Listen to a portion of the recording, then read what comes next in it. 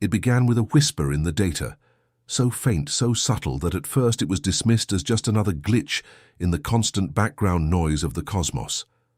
A single, fleeting anomaly captured by a deep space observatory orbiting high above Earth. But within hours, that whisper grew into something undeniable. Multiple observatories around the world, Chile, Hawaii, Australia, confirmed it. An object was entering our solar system, not a familiar comet or asteroid, no predictable trajectory or ordinary gravitational behavior. This was different. This was something that moved like it wanted to be where it was going. And then came the moment that made the world stop. Michio Kaku, one of the most respected voices in theoretical physics, stepped onto a stage and calmly revealed to the world that what we were witnessing could be one of the most important discoveries in human history. The object, now designated 3 Atlas, was not behaving like any natural body we've ever observed. It slowed down when it should have sped up. It changed direction with precision no random space rock could achieve, and it emitted structured signals, faint, deliberate, impossible to ignore. The room fell silent, the kind of silence where every breath feels too loud, as Kaku warned that this might not just be a piece of drifting space debris. This could be a messenger or a scout, or something else entirely, something that might rewrite humanity's place in the universe. The first detection of 3 Atlas came from an advanced telescope scanning the Kuiper Belt, that vast, frozen ring of debris beyond Neptune, where icy bodies drift in quiet isolation. But what made this detection so strange was how the object's light signature kept changing. Normally, sunlight reflecting off a comet or asteroid produces a stable pattern that varies only as it rotates.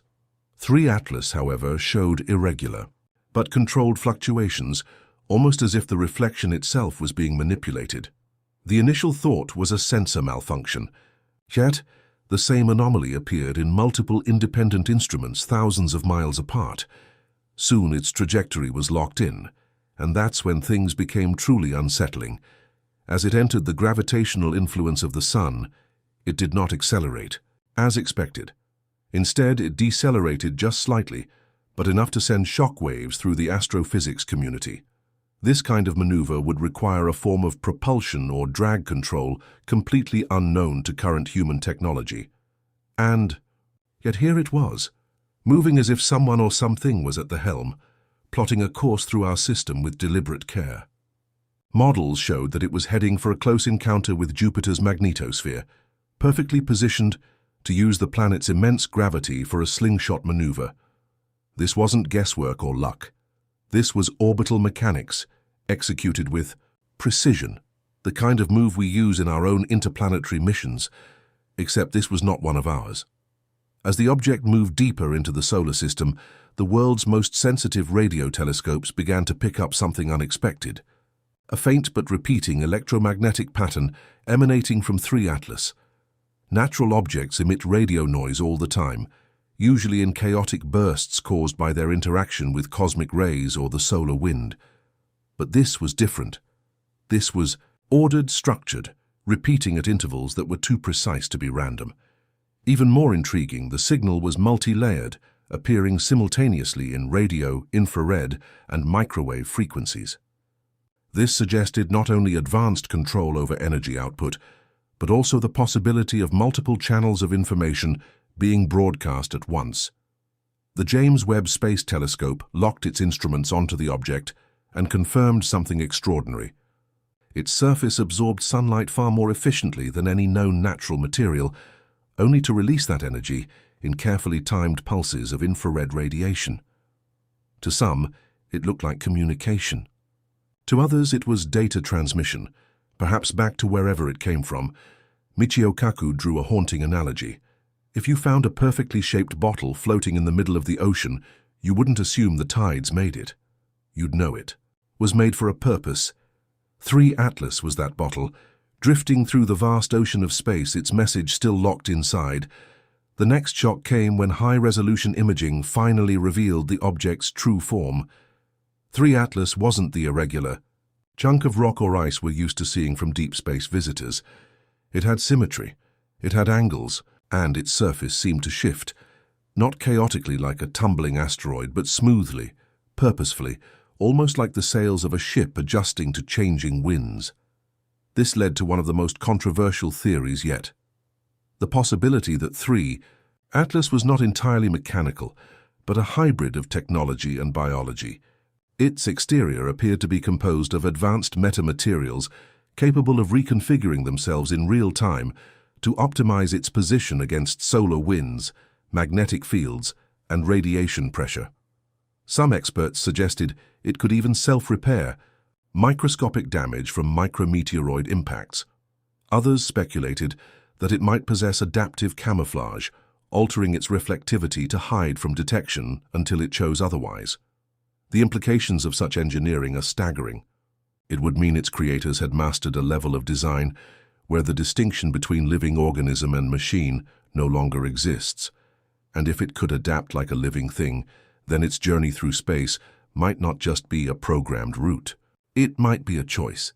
Perhaps the most unsettling thing about Atlas is not what it has done, but what it has not done. It has never changed course toward Earth, never sent a signal aimed directly at us, never performed any action that could be interpreted as an attempted contact. Instead, it continues along its calculated path, passing through the planetary plane, without interference, like a surveyor ticking off items on a list. This has led to intense speculation that it is one of many such probes, members of a vast, unseen network, quietly monitoring star systems across the galaxy. If so, then Earth is not special, just another waypoint in a much larger mission. Some scientists, echoing Kaku's caution, believe this might be a kind of test not for them but for us. Our reaction, our ability to collaborate globally, our willingness to prioritize knowledge over fear. These could all be variables under observation, and if that's the case, then perhaps the silence is the point, because sometimes the loudest message is the one left unsent.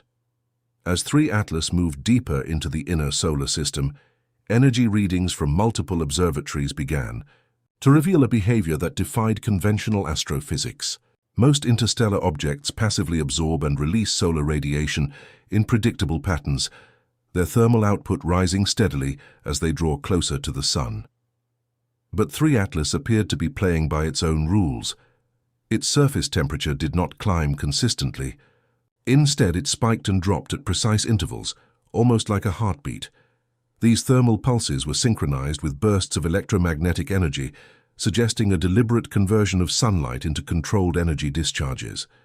Some experts proposed that the object might be using a form of photonic propulsion, harnessing photons to subtly adjust its velocity without visible thrusters. Others speculated it could be powering internal systems, perhaps for navigation, scanning, or even data transmission across interstellar distances. The unsettling part, these energy bursts were not random.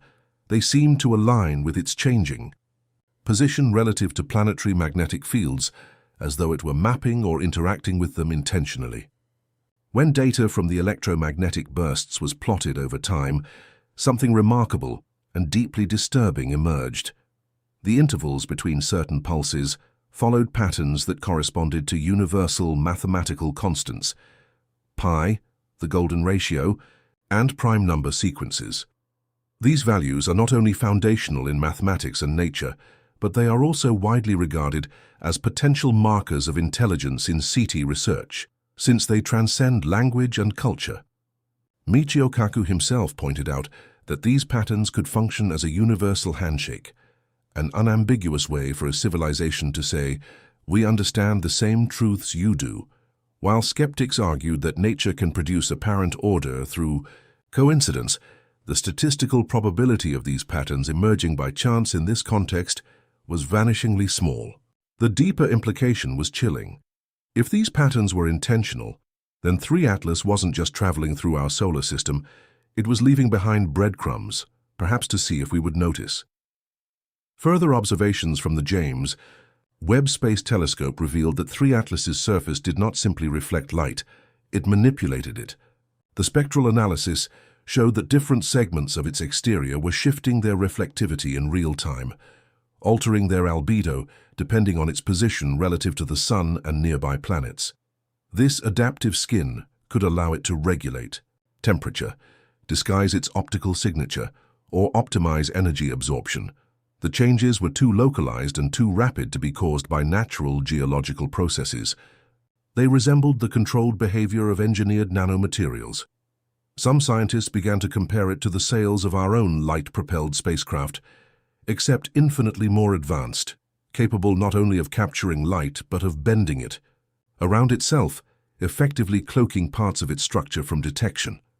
This raised an uncomfortable question. If it can choose when and how it's visible, how many other objects like it have passed through our solar system completely unseen?